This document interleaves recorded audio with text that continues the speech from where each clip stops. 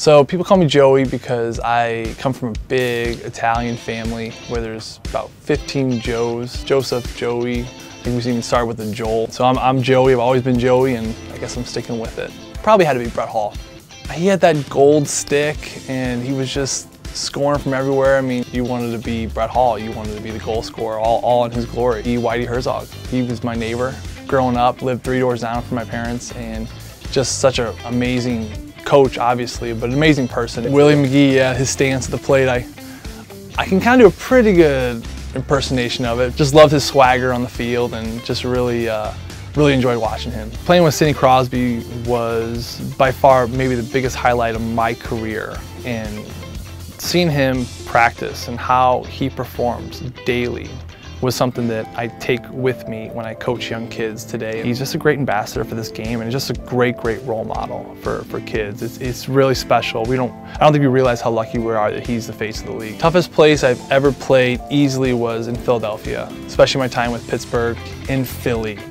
And the season was over and we're pulling away at like 3 p.m. on a Sunday, and we're just getting beer cans, full beer cans thrown at our bus. It was a cracked window. And Philly fans were, I mean, I love them, but, you know, the passion's there, and it's just being on the opposite end of that was pretty intimidating for sure. I like in the Olympics when it's the big sheet and players can really skate. I think it puts a spotlight on the kids who can skate. I don't think we need to go quite to an Olympic sheet. Maybe get a couple feet wider and maybe a few feet longer. I think it would just increase scoring chances. It'd be a more exciting game. Be a little less hitting, a little less head contact, which is probably gonna be healthier for the game. There's that time before a game where we all would play sewer ball together, which I'm sure you've seen clips of juggling soccer balls and getting each other out. And it's the last moment to finally relax before you gotta get your mind completely right, eating healthy and getting plenty of rest. That was a challenge for me.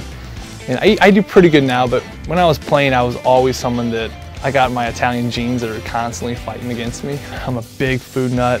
I think I'd have to go with my favorite restaurant right now being Louis on DeMunn. It's only about a year old, and it's off DeMunn in Clayton, and it's the best Italian fare, bar none, in the city. Imo's. Deluxe pizza, Imo's with bacon, and I'd throw some hot sauce on it. I'm in heaven. So I guess you call it bread school. It was maybe the school for hard knocks. I went out to San Francisco, and all the best bread baking is happening out in San Francisco, and I think in the world.